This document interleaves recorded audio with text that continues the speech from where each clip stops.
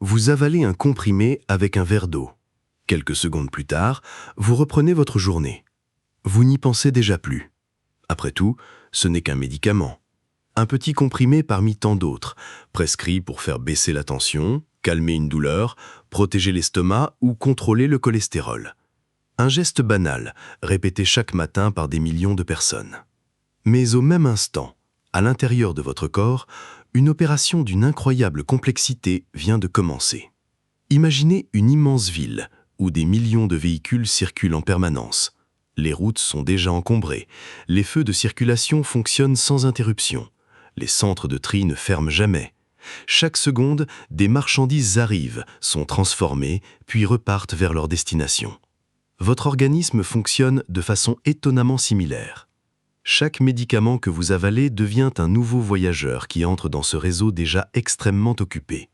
Et tant qu'il est seul, tout se passe généralement très bien. Mais que se passe-t-il lorsqu'un deuxième arrive, puis un troisième, puis un quatrième, et parfois 10 ou 15 molécules différentes chaque jour? À ce moment-là, votre corps ne traite plus seulement un médicament. Il doit organiser une véritable circulation chimique où chaque molécule cherche à emprunter les mêmes routes, utiliser les mêmes enzymes et mobiliser les mêmes organes. Et c'est précisément là que les choses deviennent fascinantes. Car votre corps ne sait pas qu'il s'agit d'un antidouleur, d'un antibiotique ou d'un traitement contre le diabète. Il ne lit pas les étiquettes, il ne connaît pas les marques, il ne voit qu'une succession de molécules étrangères qu'il doit reconnaître, transformer et éliminer avec une précision remarquable. Pendant des millions d'années, notre organisme a évolué pour neutraliser des substances présentes dans l'environnement, certaines toxines végétales ou des composés naturellement produits par notre alimentation. Aujourd'hui, il utilise une grande partie de ces mêmes systèmes biologiques pour traiter les médicaments modernes. C'est une adaptation extraordinaire, mais elle possède aussi ses limites. Car contrairement à une machine industrielle que l'on peut agrandir en ajoutant simplement une nouvelle chaîne de production, votre foie, vos reins et vos enzymes disposent d'une capacité de travail qui n'est pas infinie. Lorsque cette capacité commence à être fortement sollicitée, il ne se passe généralement rien de spectaculaire. Pas d'alarme, pas de douleur immédiate, pas de signal évident. Et c'est justement ce silence qui rend le phénomène si difficile à percevoir. Certaines molécules restent un peu plus longtemps dans la circulation sanguine, d'autres sont éliminées plus rapidement qu'elles ne le devraient. Quelques-unes modifient discrètement le comportement des autres, sans que vous puissiez le ressentir sur le moment. Pendant ce temps, votre foie agit comme un gigantesque centre de tri fonctionnant 24 heures sur 24. Vos reins filtrent près de 180 litres de liquide chaque jour pour maintenir l'équilibre interne. Des milliers d'enzymes travaillent sans interruption pour transformer ces molécules afin qu'elles puissent être éliminées en toute sécurité. C'est un travail colossal. Et pourtant, la plupart d'entre nous n'en ont absolument aucune conscience. Le plus surprenant, c'est que les problèmes ne surviennent pas forcément parce qu'un médicament est mauvais, ni parce que la dose est trop élevée. Parfois, chaque traitement est parfaitement adapté lorsqu'il est pris seul. Le véritable défi apparaît lorsque plusieurs médicaments se retrouvent au même endroit, au même moment, en compétition pour les mêmes ressources biologiques, comme plusieurs avions essayant d'atterrir simultanément sur une seule piste. Ce n'est pas chaque avion qui est dangereux, c'est l'accumulation du trafic. Cette idée change complètement notre manière de voir les traitements. Car la véritable question n'est peut-être pas « combien de médicaments prenez-vous ?» La question est plutôt « comment votre organisme parvient-il à tous les gérer en même temps ?» Et lorsque cette mécanique d'une précision exceptionnelle commence à atteindre ses limites, les conséquences peuvent être bien plus subtiles qu'on ne l'imagine. Le plus étonnant, c'est que tout commence par un voyage invisible, celui d'une seule molécule. Avant de comprendre ce qui se passe lorsqu'elles sont nombreuses, il faut d'abord suivre le parcours d'un seul comprimé à travers votre corps, car ce voyage révèle une ingénierie biologique si sophistiquée qu'il devient ensuite évident de comprendre pourquoi quelques molécules supplémentaires peuvent parfois bouleverser tout l'équilibre. Le voyage commence bien avant que le médicament n'agisse. À peine le comprimé avalé, il descend le long de votre œsophage et atteint l'estomac. Pour vous, cela ne représente que quelques secondes. Pour votre organisme, c'est le début d'une succession d'étapes minutieusement orchestrées. Contrairement à ce que beaucoup imaginent, la plupart des médicaments ne commencent pas réellement leur action dans l'estomac. L'estomac joue surtout le rôle d'une première salle d'attente. Son acidité dissout progressivement le comprimé, libérant les molécules actives qu'il contient. Certaines sont protégées par un enrobage spécial afin de résister à cet environnement très acide. D'autres sont conçues pour s'y dissoudre immédiatement. Chaque médicament possède sa propre stratégie, mais presque tous poursuivent ensuite leur route vers le même endroit. L'intestin grêle. C'est ici que se produit une véritable prouesse biologique. Imaginez une immense gare internationale dotée d'une surface d'échange gigantesque. Si l'on dépliait toutes les minuscules villosités qui tapissent votre intestin, la surface d'absorption atteindrait plusieurs dizaines de mètres carrés, offrant aux nutriments comme aux médicaments un espace considérable pour passer dans la circulation sanguine. Des millions de petites projections, appelées villosités, recouvrent sa paroi. Elles augmentent énormément la surface disponible pour absorber les nutriments, mais aussi les médicaments. Chaque molécule doit franchir cette barrière avec succès. Certaines y parviennent facilement, d'autres rencontrent davantage de difficultés. Certaines ne sont absorbées qu'en présence d'aliments, d'autres au contraire traversent mieux lorsqu'elles sont prises à jeun. Ce simple détail peut parfois modifier la quantité de médicaments qui atteindra réellement votre circulation sanguine. C'est ce que les scientifiques appellent la biodisponibilité. Autrement dit, la proportion du médicament qui réussit effectivement à entrer dans votre organisme et à devenir disponible pour agir. Mais une surprise attend déjà ces molécules.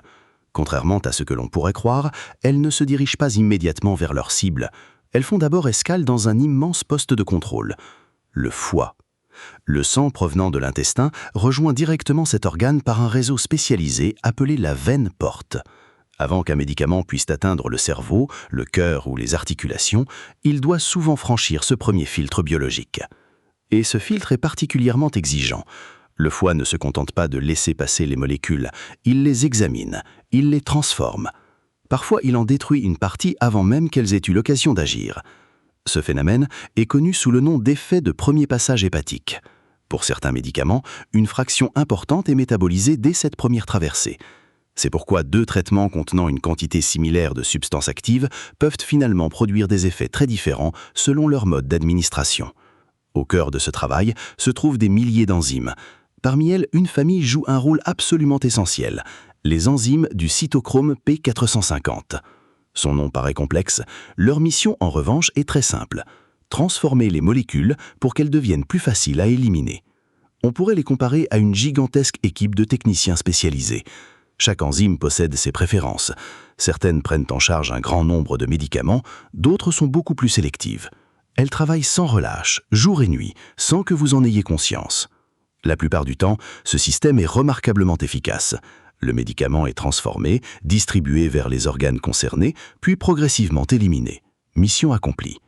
Mais cette organisation repose sur un équilibre extrêmement précis. Imaginez maintenant que plusieurs dizaines de nouvelles molécules arrivent presque en même temps.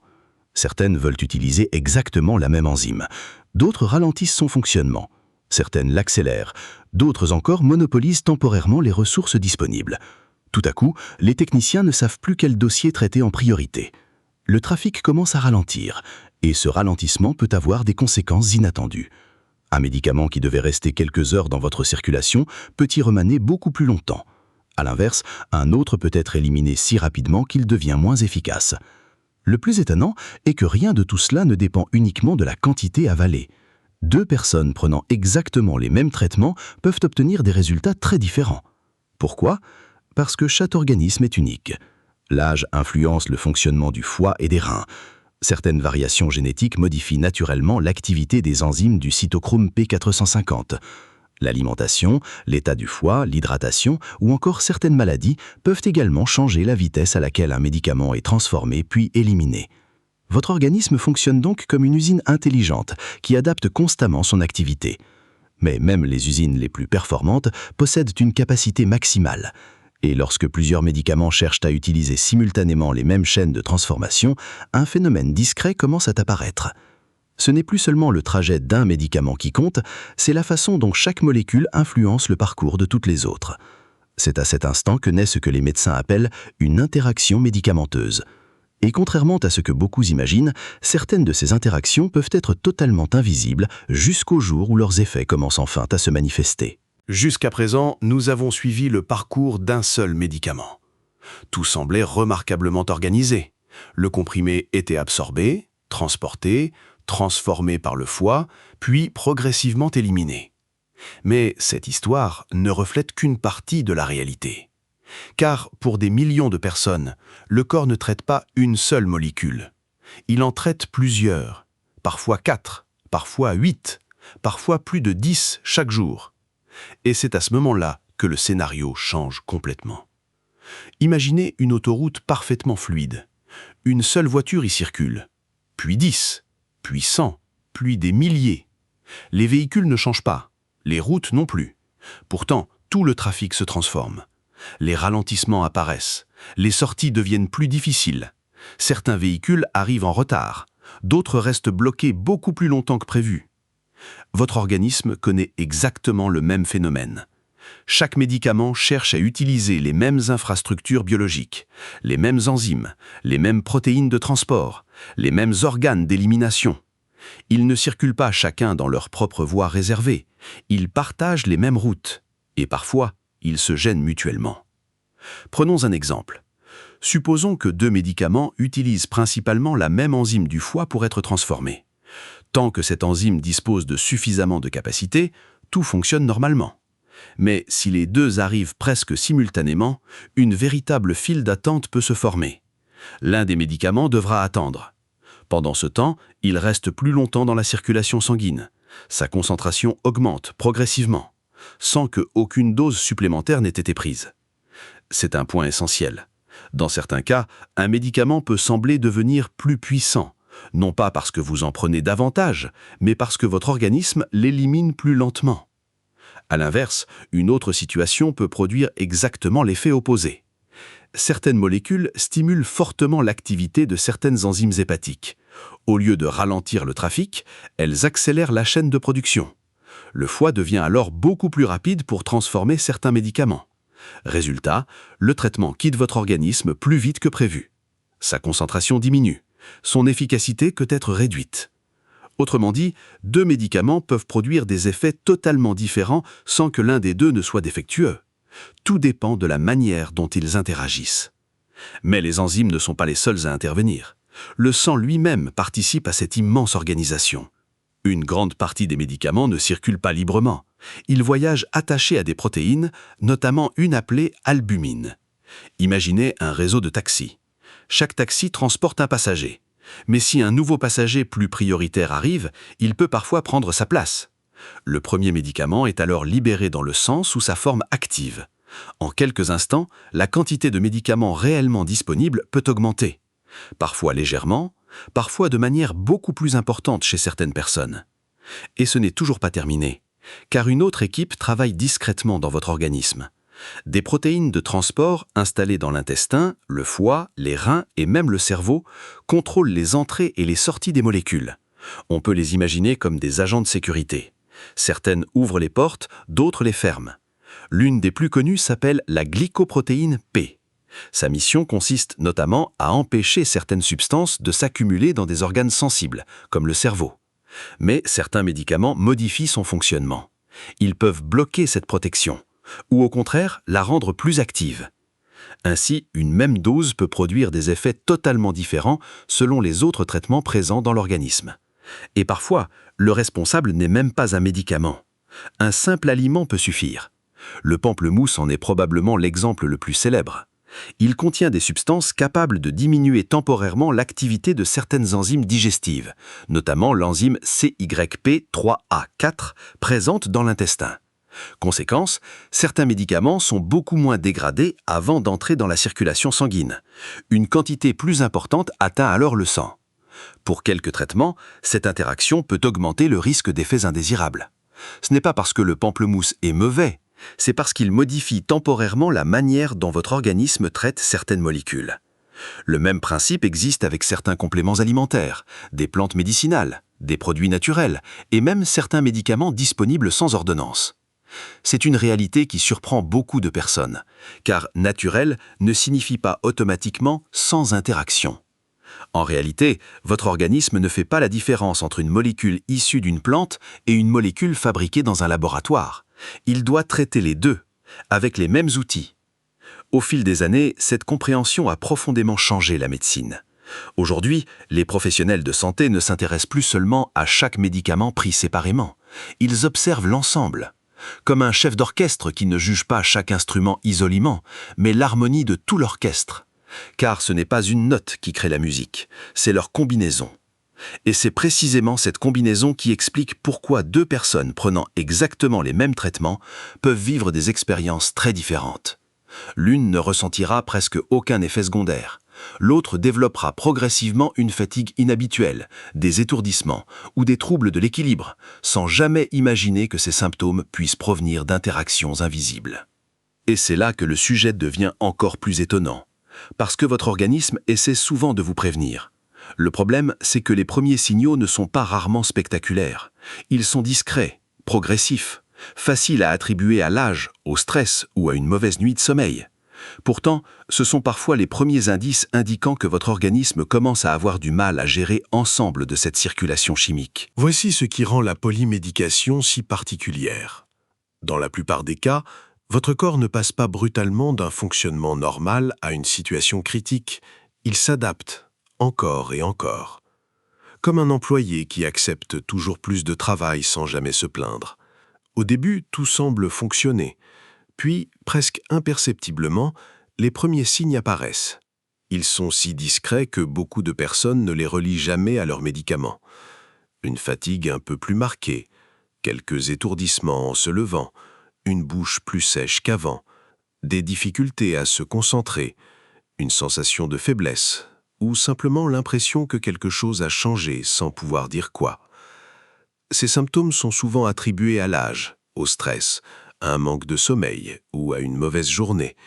Pourtant, ils peuvent parfois refléter un phénomène beaucoup plus subtil.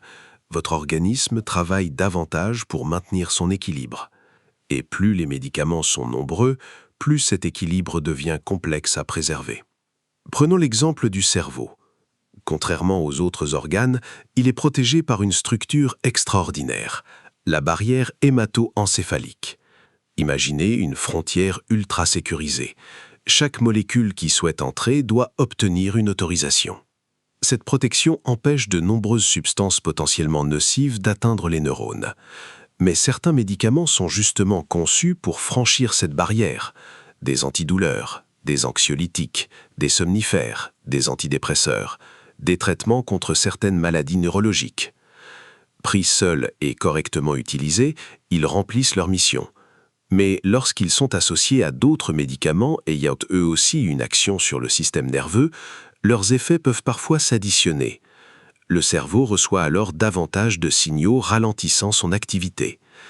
Ce n'est pas forcément spectaculaire. La personne peut simplement se sentir un peu plus somnolente, un peu moins réactive, un peu moins stable lorsqu'elle marche. Quelques secondes de ralentissement seulement.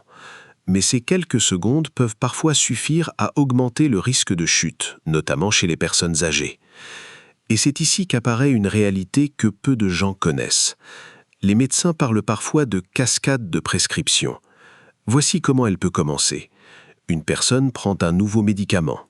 Quelques semaines plus tard, elle développe un léger vertige. Pensant qu'il s'agit d'un nouveau problème de santé, un autre traitement est ajouté. Ce second médicament provoque à son tour une constipation. Un troisième est alors prescrit pour soulager ce symptôme. Puis surviennent une fatigue inhabituelle ou des troubles du sommeil. Progressivement, les traitements s'accumulent, non pas parce que les maladies se multiplient, mais parce que certains effets secondaires sont interprétés comme de nouvelles maladies. Le plus étonnant est que cette situation peut s'installer très lentement, sur plusieurs mois, parfois plusieurs années, sans que personne ne remarque immédiatement le fil conducteur. Votre organisme, lui, continue pourtant de faire de son mieux. Le foie adapte son activité, les reins filtrent sans interruption, le cœur maintient la circulation, les hormones rééquilibrent ce qui peut être l'être. Votre corps cherche constamment à retrouver un état stable. Les biologistes appellent cela l'homéostasie. C'est l'une des plus grandes forces du corps humain, maintenir un équilibre malgré les changements permanents.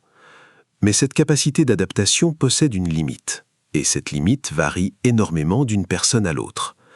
L'âge joue un rôle majeur. Avec les années, le débit sanguin vers le foie diminue progressivement, la masse hépatique peut légèrement diminuer. Les reins filtrent souvent moins rapidement qu'à 20 ou 30 ans. Ce sont des évolutions normales du vieillissement. Elles ne signifient pas que les organes cessent de fonctionner, simplement qu'ils disposent parfois de moins de marge pour éliminer certaines molécules. C'est pourquoi un traitement parfaitement adapté à 40 ans peut nécessiter des ajustements plusieurs décennies plus tard. Le poids, l'hydratation, certaines maladies chroniques, mais aussi la génétique, influencent également la manière dont chaque organisme réagit. Deux personnes du même âge, prenant exactement les mêmes médicaments, peuvent présenter des concentrations sanguines très différentes. C'est l'une des raisons pour lesquelles la médecine moderne évolue de plus en plus vers une approche personnalisée. Il n'existe pas une réponse universelle. Il existe votre organisme, avec son histoire, ses capacités, ses adaptations et ses limites. Mais voici la révélation la plus surprenante de tout ce documentaire. Pendant longtemps, on a cru que les effets secondaires provenaient principalement de médicaments trop puissants. En réalité, dans beaucoup de cas, le véritable problème n'est pas la puissance d'un médicament, c'est la façon dont plusieurs traitements modifient silencieusement le comportement les uns des autres. Cette idée change complètement notre manière de voir les ordonnances. Elle transforme une simple liste de médicaments en un véritable réseau d'interactions biologiques. Et lorsqu'on comprend cela, une nouvelle question devient inévitable. Si les interactions sont parfois plus importantes que les médicaments eux-mêmes, quelles sont les erreurs du quotidien qui favorisent ces interactions sans que nous nous en rendions compte ? Certaines sont étonnamment courantes et vous faites peut-être déjà une sans le savoir. À ce stade, vous pourriez penser que la solution est simple, prendre moins de médicaments. Pourtant, ce n'est pas forcément vrai. Et c'est probablement la découverte la plus importante de toute cette histoire. Le véritable risque ne réside pas toujours lié au nombre de comprimés. Il réside souvent dans la façon dont ils interagissent entre eux. Cette nuance change tout. Imaginez un orchestre symphonique. Chaque musicien joue parfaitement sa partition. Pris individuellement, aucun instrument ne pose problème. Mais si quelques musiciens commencent à jouer légèrement plus vite, tandis que d'autres ralentissent, toute l'harmonie disparaît. Ce n'est pas parce qu'un violon est mauvais, c'est parce que l'ensemble n'est plus synchronisé. Votre organisme fonctionne exactement de cette manière. Chaque médicament possède un objectif précis.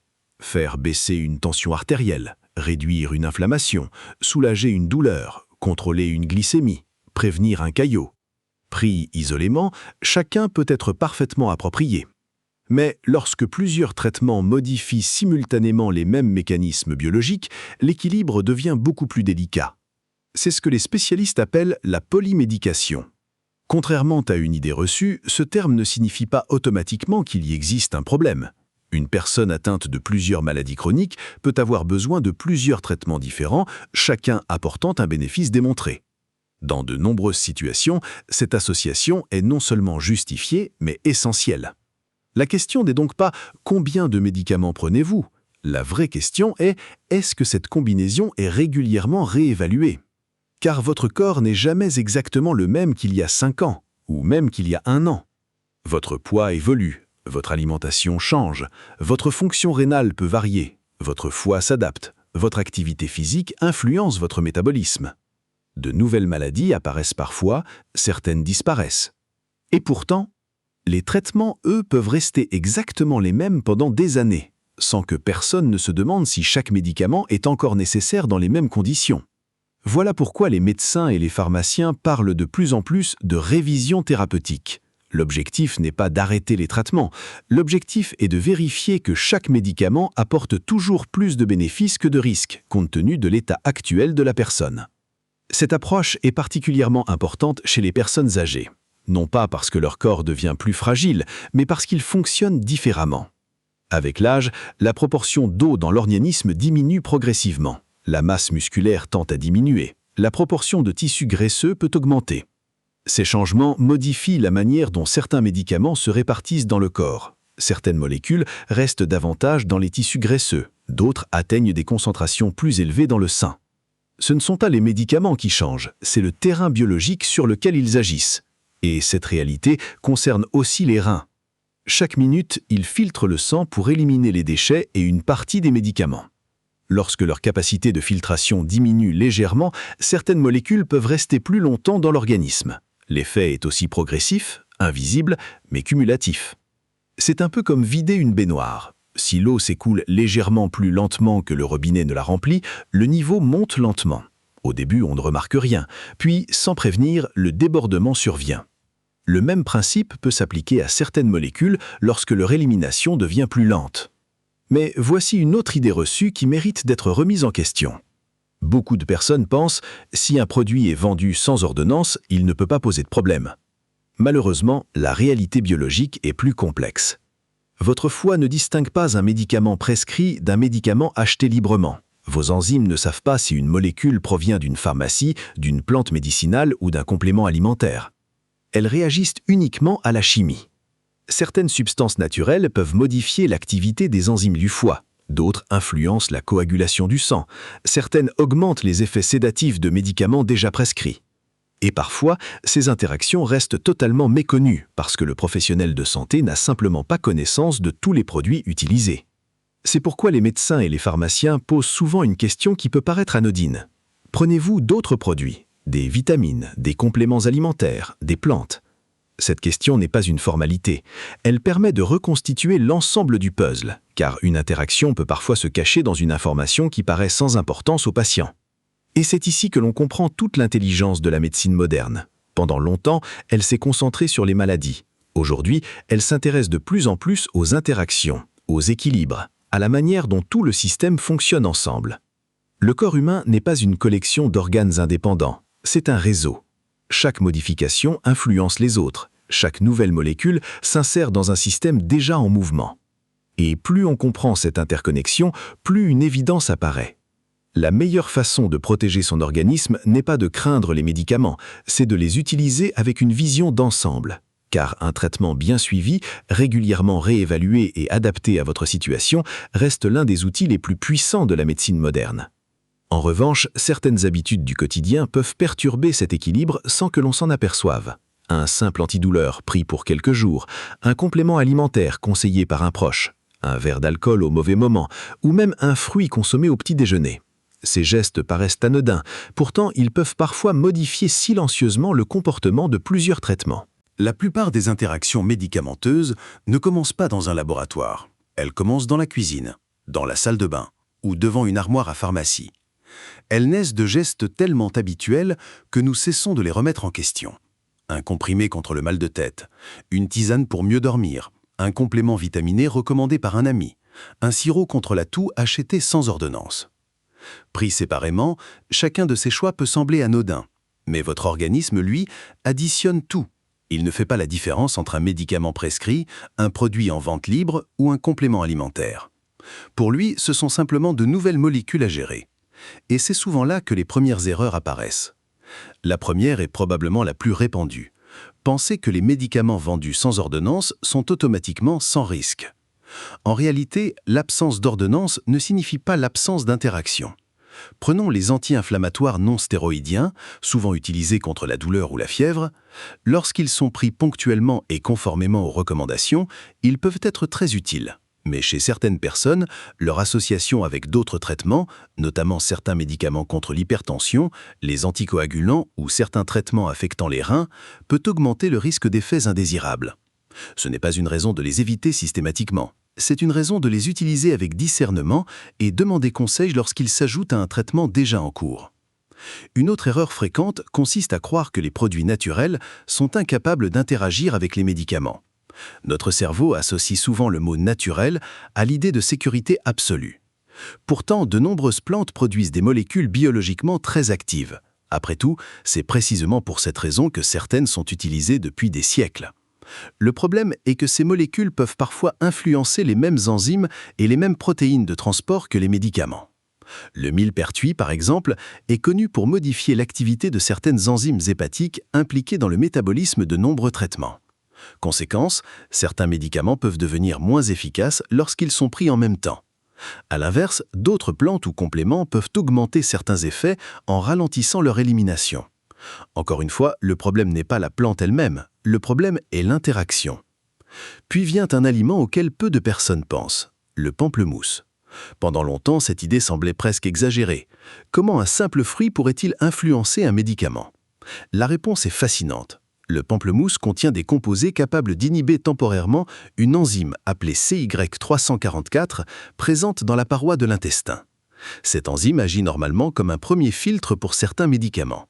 Lorsque son activité diminue, une quantité plus importante de ces médicaments peut atteindre la circulation sanguine. Pour quelques traitements, cela peut augmenter leur concentration dans l'organisme. Le fruit n'est pas toxique, le médicament n'est pas défectueux, c'est simplement la rencontre des deux qui modifie la chimie du voyage. L'alcool est un autre exemple souvent sous-estimé. Beaucoup imaginent qu'il pose uniquement problème lorsqu'il est consommé en grande quantité. La réalité est plus nuancée.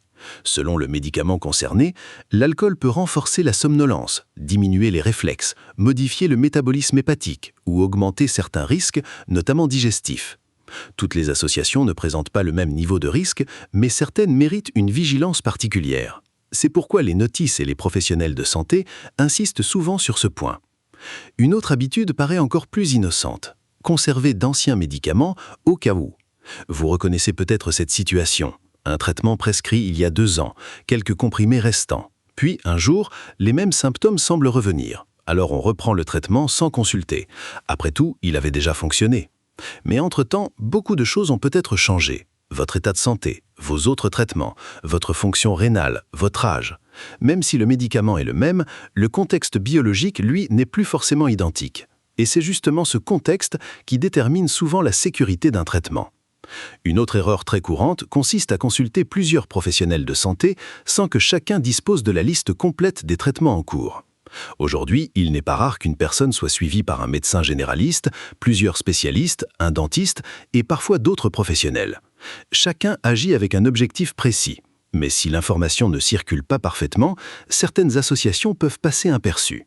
C'est pourquoi une simple liste à jour de tous vos traitements, y compris les compléments alimentaires et les produits en vente libre, peut devenir un outil d'une valeur immense. Elle permet à chaque professionnel d'observer l'ensemble du tableau plutôt qu'un seul morceau du puzzle. Enfin, il existe une autre erreur encore plus discrète, modifier soi-même les doses. Certaines personnes diminuent un traitement parce qu'elles se sentent mieux, d'autres le doublent parce qu'elles pensent qu'il agit trop lentement. D'autres encore interrompent brutalement un médicament après avoir lu un témoignage inquiétant sur Internet. Pourtant, de nombreux traitements agissent selon un équilibre très précis. Les modifier sans accompagnement peut être parfois plus risqué que de poursuivre le traitement tel qu'il a été prescrit. Cela ne signifie pas qu'un traitement ne doit jamais être changé, bien au contraire. La médecine évolue constamment, les traitements aussi. Mais ces ajustements donnent les meilleurs résultats lorsqu'ils s'appuient sur une évaluation personnalisée réalisée avec un professionnel de santé. En réalité, la meilleure protection contre les interactions n'est ni la peur ni la méfiance envers les médicaments, c'est la connaissance. Comprendre que chaque comprimé s'inscrit dans un réseau biologique complexe. Comprendre que votre corps travaille sans relâche pour maintenir son équilibre. Et comprendre que quelques informations partagées au bon moment peuvent parfois éviter beaucoup de complications. Mais une question demeure. Après tout ce que nous avons découvert, est-il possible d'aider cet incroyable système biologique à fonctionner dans les meilleures conditions, surtout lorsque plusieurs traitements sont réellement indispensables? La réponse est oui, et elle repose moins sur des solutions miracles que sur une série de principes simples, scientifiques et étonnamment efficaces. Après tout ce que nous avons découvert, une question reste en suspens. Si plusieurs médicaments peuvent interagir les uns avec les autres, si le foie, les reins et les enzymes possèdent une capacité limitée, et si certaines interactions sont totalement invisibles, existe-t-il un moyen d'aider son organisme à gérer tout cela de la façon la plus sûre possible? La réponse est oui, et contrairement à ce que l'on pourrait croire, elle ne repose pas sur une solution miracle. Elle repose sur une meilleure compréhension du fonctionnement de votre propre corps. La première étape est sans doute la plus simple, connaître précisément tout ce que vous prenez. Cela paraît évident, pourtant, lorsqu'un professionnel de santé demande « Quels sont vos traitements ?», beaucoup de personnes pensent uniquement aux traitements prescrits. Mais votre organisme, lui, ne fait aucune différence. Les vitamines, les compléments alimentaires, les plantes médicinales, les huiles essentielles prises par voie orale, les médicaments achetés sans ordonnance, les traitements occasionnels contre la douleur, les sirops contre la toux, tout cela fait partie du même ensemble biologique. Votre foie devra les traiter, vos reins devront les éliminer, vos enzymes devront les transformer. Aucune molécule n'échappe à cette organisation. C'est pourquoi tenir une liste régulièrement mise à jour de tous les produits utilisés peut devenir un véritable outil de prévention. En quelques instants, un médecin ou un pharmacien peuvent observer l'ensemble du tableau plutôt que quelques pièces isolées du puzzle. Et cette vision globale permet parfois d'identifier une interaction avant même qu'elle ne provoque le moindre symptôme. Une deuxième habitude peut sembler tout aussi banale: signaler tout changement inhabituel après l'introduction d'un nouveau traitement. Une fatigue nouvelle, une sensation de vertige, une somnolence inhabituelle, une perte d'appétit, des troubles digestifs, ou simplement le sentiment que quelque chose est différent. Ces signes ne signifient pas automatiquement qu'un médicament est en cause, ils peuvent avoir de nombreuses explications. Mais ils constituent des informations précieuses, car la médecine ressemble souvent à une enquête. Chaque détail aide à reconstituer l'histoire complète. Plus les informations sont précises, plus il devient facile d'adapter un traitement si cela s'avère nécessaire. Une autre pratique prend aujourd'hui une importance grandissante: la réévaluation régulière des traitements. Votre organisme évolue en permanence. À 30 ans, à 50 ans, à 80 ans, le même médicament ne rencontre plus exactement le même environnement biologique. Le poids change, la masse musculaire évolue, les reins filtrent parfois un peu moins rapidement, le foie adapte progressivement son activité. De nouvelles maladies peuvent apparaître, d'autres peuvent être mieux contrôlées qu'auparavant. C'est pourquoi un traitement prescrit il y a plusieurs années mérite parfois d'être réexaminé. Non pas parce qu'il était mauvais, mais parce que votre organisme a changé. Cette démarche est aujourd'hui encouragée dans de nombreux systèmes de santé. Les médecins et les pharmaciens parlent parfois de révision thérapeutique. Son objectif est simple: vérifier que chaque médicament apporte toujours un bénéfice réel, que les doses restent adaptées et que l'ensemble des traitements fonctionne toujours en harmonie. Dans certains cas, cette réflexion peut conduire à une déprescription. Ce terme impressionne parfois, pourtant il ne signifie pas arrêter les traitements de manière systématique. Il désigne une démarche médicale consistant à réduire ou arrêter, lorsque cela est approprié, un médicament devenu inutile ou dont les risques dépassent désormais les bénéfices. Toujours de façon progressive, toujours sous supervision médicale. Jamais seul. Car certains traitements ne doivent pas être interrompus brutalement. Votre organisme s'est parfois adapté à leur présence. Leur arrêt nécessite alors une stratégie soigneusement planifiée. Une autre façon de soutenir ce remarquable équilibre consiste à prendre soin des organes qui accomplissent ce travail silencieux chaque jour: le foie, les reins, le système cardiovasculaire. Une hydratation adaptée à votre situation médicale contribue au bon fonctionnement des reins. Une alimentation équilibrée fournit les nutriments dont les cellules ont besoin pour assurer leurs nombreuses fonctions. Une activité physique régulière participe au maintien de nombreuses fonctions métaboliques et cardiovasculaires. Et un sommeil de qualité permet à l'organisme de poursuivre ses nombreux mécanismes de régulation et de réparation. Aucun de ces éléments ne remplace un traitement lorsqu'il est nécessaire, mais tous participent à créer un environnement biologique plus favorable. Il existe également un réflexe extrêmement simple. Avant de commencer un nouveau produit, même s'il s'agit d'un complément alimentaire, même s'il est présenté comme naturel, même s'il est vendu librement, demandez-vous: comment va-t-il s'intégrer au traitement que je prends déjà? Cette simple question peut parfois éviter des interactions auxquelles personne n'aurait pensé. Parce qu'en réalité, la sécurité ne dépend pas uniquement du médicament, elle dépend aussi du contexte dans lequel il est utilisé. Et ce contexte est unique pour chaque personne. C'est précisément pour cette raison qu'il n'existe pas de traitement universel. Il existe des traitements adaptés à un individu précis, à un moment précis de sa vie. C'est toute la force de la médecine moderne. Elle ne cherche plus seulement à traiter une maladie, elle cherche de plus en plus à comprendre l'individu dans son ensemble. Son âge, ses autres traitements, son mode de vie, ses antécédents, ses besoins. Et c'est cette vision globale qui permet de rendre les traitements toujours plus sûrs et plus efficaces. Au terme de ce voyage, une évidence s'impose. Les médicaments ne sont pas les adversaires de votre organisme. Lorsqu'ils sont utilisés correctement, ils deviennent au contraire des alliés extraordinaires. Ils contrôlent des maladies qui étaient autrefois incurables. Ils préviennent des complications parfois graves. Ils prolongent l'espérance de vie et améliorent le quotidien de millions de personnes à travers le monde. Le véritable défi n'est donc pas de craindre les médicaments. Le véritable défi est de les intégrer intelligemment dans un organisme vivant, incroyablement complexe et en perpétuelle adaptation. Mais derrière toutes ces molécules, toutes ces enzymes et toutes ces interactions, il existe une réalité encore plus fascinante. Depuis le début de cette aventure, nous avons suivi le parcours d'un simple comprimé. Nous l'avons vu traverser l'estomac, franchir l'intestin, entrer dans la circulation sanguine, passer par le foie, être transformé par d'innombrables enzymes, puis finalement quitter l'organisme grâce au travail silencieux des reins. Mais au fil de ce voyage, une vérité bien plus profonde est apparue. Cette histoire n'a jamais réellement parlé des médicaments. Elle a toujours parlé de votre corps. Car derrière chaque traitement se cache une réalité que nous oublions trop souvent. Votre organisme est l'un des systèmes les plus sophistiqués qui existent dans la nature. À chaque seconde, des milliards de cellules communiquent entre elles. Des milliers de réactions chimiques se produisent simultanément. Le cœur propulse le sang dans près de 100 000 km de vaisseaux. Les poumons alimentent chaque cellule en oxygène. Le foie analyse, transforme et neutralise d'innombrables molécules.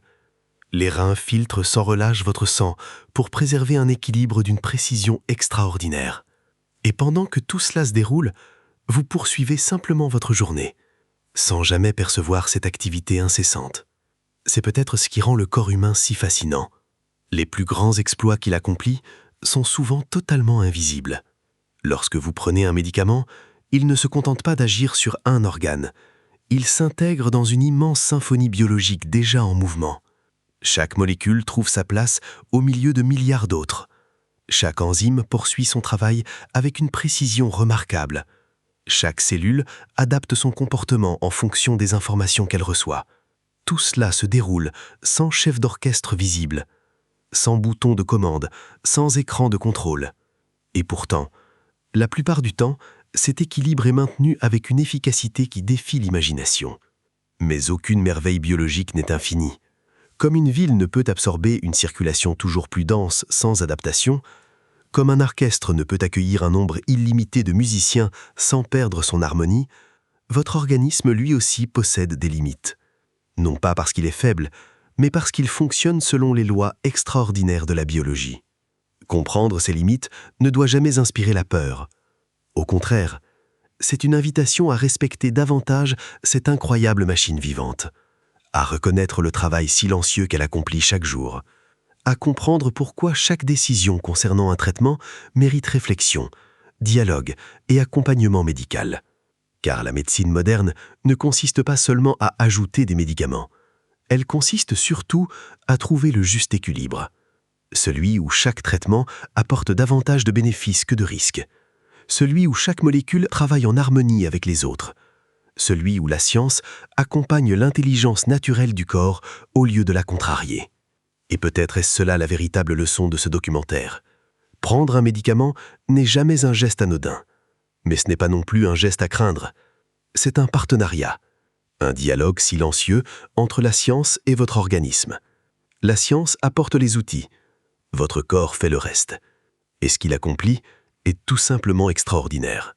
Alors, la prochaine fois que vous avalerez un comprimé avec un simple verre d'eau, vous saurez qu'au même instant, des milliards de cellules commenceront à coopérer. Des enzymes se mettront au travail. Le foie analysera chaque molécule. Les reins prépareront déjà son élimination. Et tout votre organisme s'organisera pour préserver ce qu'il cherche à protéger depuis votre première respiration. L'équilibre. Un équilibre fragile, précieux, et pourtant remarquablement résistant. Car finalement, le plus grand miracle de cette histoire n'est pas l'existence des médicaments. Le plus grand miracle, c'est le corps humain lui-même.